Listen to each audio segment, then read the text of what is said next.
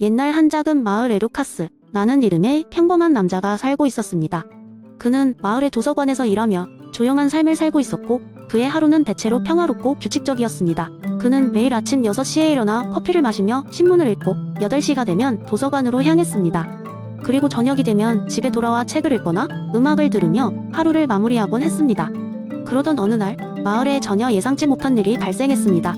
바로 옆 마을의 오래된 산에서 갑자기 거대한 폭발이 일어나면서 온 마을 사람들이 놀라움을 금치 못한 사건이 벌어진 것입니다.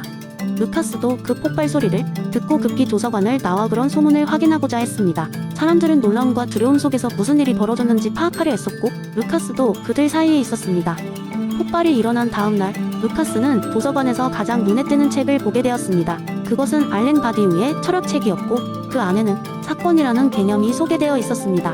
루카스는 그저 호기심에 그 책을 펼쳤지만 그날 그의 삶은 영원히 바뀌게 되었습니다. 바디우의 사건은 그가 방금 겪었던 폭발처럼 기존의 상황을 급진적으로 변화시키는 돌발적이고 예측 불가능한 일임을 설명하고 있었습니다.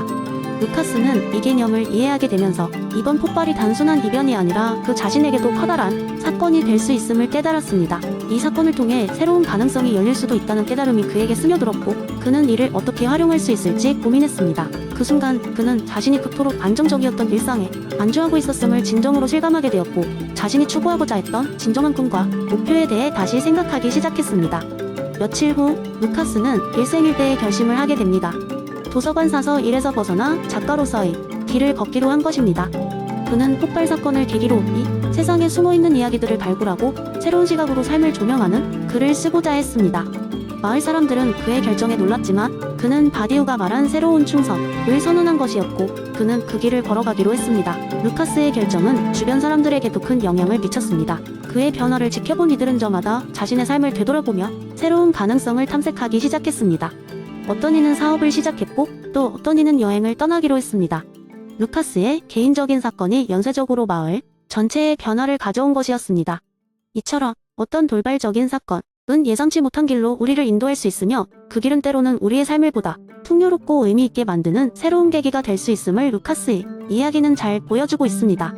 끊임없이 변하는 세상 속에서 우리는 그러한 사건을 맞이할 준비를 해야 할지 모릅니다. 그것이 우리에게 어떤 변화를 가져올지는 결코 알 수 없지만 그 변화 속에서 우리는 새로운 진리와 가능성을 발견하게 될 것입니다. 두 번째 이야기 옛날 옛적 현대와는 다소 거리가 있는 작은 마을이 있었습니다. 이 마을은 산과 들판으로 둘러싸여 있어서 바깥 세상과는 단절된 채 오랜 시간 동안 고유한 문화를 유지해왔습니다. 이 마을의 사람들은 영혼의 투자라는 독특한 전통을 가지고 있었습니다. 이 의식은 매년 열리는 축제의 일부로 마을 사람들은 각자의 소중한 물건을 마을 한가운데 있는 도덕의 나무에 바치는 것이었습니다. 전해 내려오는 바에 따르면 도덕의 나무는 마을의 안녕과 번영을 지켜주는 신성한 나무라고 여겨졌습니다. 주민들은 나무가 깊은 기운을 받을수록 마을은 더 큰 행복과 평화를 얻는다고 믿었습니다. 사람들은 자신의 물건을 나무에 바침으로써 나무가 자신의 영혼을 간직하게 하고 동시에 마을의 행복에 투자하는 것이라고 여겼습니다. 그러나 몇 해 전 다른 나라에서 온 여행자들이 이 마을을 방문하기 시작했을 때 갈등이 일어났습니다. 여행자들은 이 전통을 이상하게 여겼습니다. 그들은 소중한 물건을 나무에 걸리는 대신 다른 방법으로 사람들을 도울 수 있다고 생각했습니다. 예를 들어 학교를 지어 교육을 지원하거나 의료 서비스를 향상시키는 것을 제안했습니다. 마을 사람들은 처음에는 이러한 외부의 시각에 대해 반발했습니다. 도덕의 나무가 존재하기 전부터 마을은 이렇게 살아왔다고 주장했기 때문이죠. 하지만 여행자들의 주장은 의심을 불러일으켰습니다. 어느 날 마을 회의가 소집되었습니다.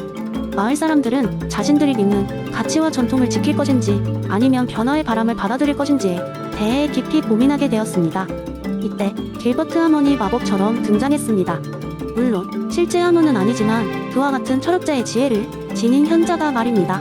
그는 마을 사람들과 여행자들 앞에 서서 부드러운 미소와 함께 이야기를 시작했습니다. 나무의 가치를 부정하지 않고 그것을 객관적 진실로 볼 필요는 없습니다. 도덕적 진리가 문화적 관점에 따라 다르게 해석될 수 있다는 점을 이해합시다. 그러면서 하먼의 현자는 도덕적 상대주의를 설명했습니다. 그는 나무에 대한 믿음이 마을 사람들에게는 매우 중요하며 이는 그들의 문화를 형성하는 중요한 요소임을 상기시켰습니다. 동시에 외부의 제안도 마을의 발전을 도울 수 있는 좋은 기회가 될 수 있음을 인정했습니다. 그는 이어서 두 관점이 만나 새로운 가능성을 모색할 수 있음을 강조했습니다. 결론적으로 마을 사람들은 외부의 제안을 받아들여 스스로 선택할 수 있도록 했습니다. 도덕의 나무에 대한 전통을 계속 지키고 싶은 사람들은 그렇게 했고, 변화의 방법을 찾고 싶었던 사람들은 그에 상응하는 방안을 선택했습니다. 이러한 융합을 통해 마을은 더욱 다양한 방법으로 번영할 수 있었습니다. 이 이야기는 도덕적 관점이란 개인이나 집단의 삶의 방식에 따라 다양하게 해석될 수 있다는 하몬의 철학을 보여줍니다. 우리의 가치와 믿음을 되돌아보고 서로의 차이를 존중하며 함께 발전해 나가는 것이야말로 그가 전하고자 했던 메시지일 것입니다. 세 번째 이야기, 잊을 수 없는 어느 화창한 오후, 철학자 존은 커다란 돋보기 안경을 끼고 정원의 테라스에 앉아 있었다. 그는 손에 들린 가치계층의 미적 탐구라는 아주 두꺼운 책에 코를 박고 있었다. 이 책은 유명한 철학자 맥스 셸러의 이론을 쉽게 설명해주는 책으로 존은 이를 통해 가치계층론에 대한 깊은 통찰을 얻고자 했다. 물론 이 모든 것은 그가 자신의 인생을 새롭게 변화시키고자 결심했기 때문이다. 매일 반복되는 일상과 그저 그런 일들을 뒤로하고 그는 자신이 진정으로 중요시해야 할 가치가 무엇인지 알고 싶었다. 그런데 묘하게도 존의 테라스 아래선 그의 고양이 미미가 나비를 잡으려고 행복하게 뛰어다니고 있었다.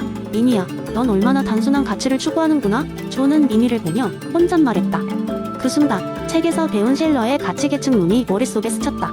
존은 이런 단순한 쾌락조차도 실제로는 더욱 높은 가치의 부분일 수 있음을 생각하게 되었다. 미미의 단순한 기쁨에도 그 속에는 생명 가치와 정신적 가치가 어우러져 있다는 것이었다.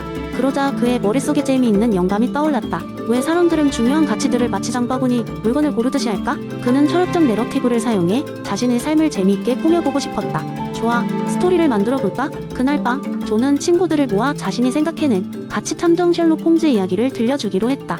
셜록 홈즈는 단순히 범죄를 해결하는 것을 넘어서 사건을 통해 인간의 본질적 가치를 탐색하는 일을 맡았지 라며 이야기를 시작했다. 그의 이야기에서 셜록 홈즈는 예전의 사건들과는 조금 다른 사건들을 해결하고 있었다. 예를 들어 고가의 보석이 도난당했지만 홈즈는 단서를 통해 그것이 단순한 물질적 가치가 아닌 가족과 기여한 사랑의 상징이었음을 밝혀냈다. 그는 보석의 가치를 가족 관계 의회복으로 변화시키는 걸 보여주었다. 또 다른 사건에서는 부유한 가문의 사업이 무너질 위기에 처해 있었지만 홈즈는 선행을 통해 더 많은 사람들의 삶을 변화시키는 기회를 포착했다. 그는 물질적 성공보다는 사회적 소명과 신성한 가치를 선택함으로써 마을 전체의 존경을 받았다. 이야기를 들은 친구들은 존의 상상력을 찬양하며 웃음과 감사를 표했다. 한 친구가 말했다. 이제야 진정한 가치를 우선시하는 삶이 뭔지 알 것 같아. 그게 셸러가 말하려던 것 아닌가? 그날 밤 존은 고양이 미미 옆에 앉아 미소 지으며 잠들었다. 그는 자신의 이야기가 가져올 작은 변화들을 기대하며 행복했다. 그의 삶은 더 이상 단순히 살아가기가 아니라 가치에 대한 탐구와 그 실험장이 되었던 것이다.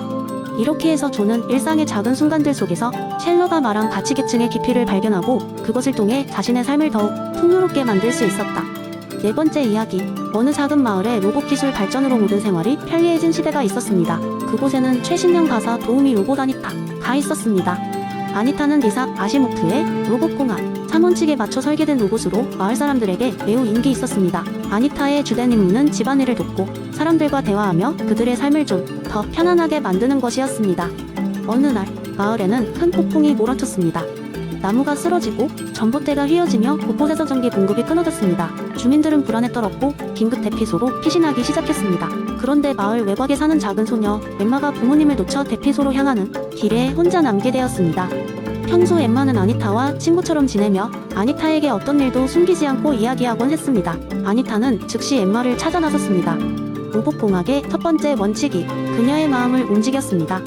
엠마가 해를 입지 않도록 하지 않으면 안 된다는 것이었죠. 아니타는 빠르게 엠마를 찾아냈고 그녀가 대피소로 갈 수 있게 도와주었습니다.